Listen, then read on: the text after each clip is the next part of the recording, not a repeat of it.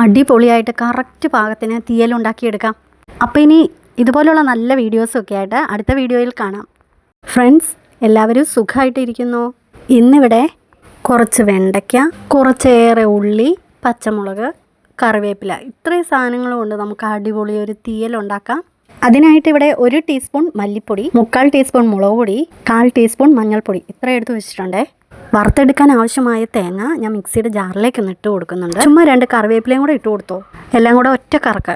ഇനി 1 ടീസ്പൂൺ എണ്ണ ഒഴിച്ച് തേങ്ങ വറുത്തെടുക്കാം. ഇതാണ് നമ്മുടെ തീയലിൻ്റെ രഹസ്യം. തേങ്ങ ഒരുപോലെ മൂത്ത് വരാൻ വേണ്ടിയാണ് മിക്സിയിലിട്ട് ഇങ്ങനെ കറക്കുന്നത്. കരിഞ്ഞു പോകാതെ നല്ലതുപോലെ ബ്രൗൺ നിറമാകുമ്പോൾ പൊടികളെല്ലാം ഇട്ട് കൊടുക്കാം. ചെറു തീയിൽ വേണം പൊടികൾ ഇട്ട് കൊടുക്കാൻ, ഇല്ലെങ്കിൽ വാങ്ങി വെച്ചിട്ട് ഇട്ട് കൊടുത്താൽ മതി. മൂത്തതിന് ശേഷം തീ ഓഫ് ചെയ്ത് തണുക്കാനായിട്ട് മാറ്റി വയ്ക്കാം. ഞാനിവിടെ ഒരു വലിയ തക്കാളി കഷ്ണങ്ങളാക്കി മുറിച്ചെടുത്തിട്ടുണ്ട്. വെണ്ടയ്ക്കയും നമുക്ക് കുറച്ച് നീളത്തിൽ കട്ട് ചെയ്തെടുക്കാം. ഈ തീയലുണ്ടാക്കാൻ വെണ്ടയ്ക്ക തന്നെയാണെങ്കിലും ഇട്ട് നമുക്ക് തീയൽ വെക്കാം കേട്ടോ. പുളി കൂടുതൽ എടുക്കണമെന്നുള്ളൂ. ഇനി ഒരു മൺചട്ടി അടുപ്പത്ത് വെച്ച് നല്ലതുപോലെ ചൂടായി എണ്ണ ഒഴിച്ച് ആദ്യം നമുക്ക് ഉള്ളി കട്ട് ചെയ്ത് ഇട്ട് കൊടുക്കാം. ഉള്ളി ഒന്ന് വാടി വരുമ്പോഴത്തേക്കും വെണ്ടയ്ക്ക ഇട്ട് കൊടുക്കാം. അറിയാലോ, വെണ്ടയ്ക്കയുടെ വഴുവഴുപ്പ് പോകാനാണ് നമ്മളിങ്ങനെ വാട്ടിയെടുക്കുന്നത് കേട്ടോ. കുറച്ച് മഞ്ഞൾപ്പൊടി ഉപ്പും കൂടി ഇട്ട് വാട്ടിയെടുക്കാം. വഴറ്റിയെടുക്കുമ്പോൾ വെണ്ടയ്ക്കയ്ക്ക് നല്ലൊരു കളറൊക്കെ കിട്ടിക്കോളും. വെണ്ടയ്ക്ക നല്ലതുപോലെ വഴന്ന് വരുമ്പോഴേക്ക് തക്കാളി ഇട്ട് കൊടുക്കാം. എല്ലാം കൂടി ഒന്ന് വഴന്ന് വരട്ടെ. പിന്നെ നിങ്ങൾ വീഡിയോ സ്കിപ്പ് ചെയ്യാതെ കാണണേ. വീഡിയോ ഇഷ്ടമായെങ്കിൽ ചാനലൊന്ന് സബ്സ്ക്രൈബ് ചെയ്ത് ലൈക്കും ഷെയറും ഒക്കെ ചെയ്യണേ. തീയലുണ്ടാക്കിയിട്ട് ശരിയായില്ലെങ്കിൽ ഇതുപോലെ തന്നെ ഒന്ന് ചെയ്ത് നോക്കുക, ഉറപ്പായിട്ടും അത് സക്സസ് ആവും. എല്ലാം നല്ലതുപോലെ വഴന്നതിന് ശേഷം പുളിക്കാവശ്യമായ വാളംപുളി വെള്ളത്തിലിട്ടിട്ടുണ്ടായിരുന്നു, അതൊഴിച്ചു കൊടുക്കാം.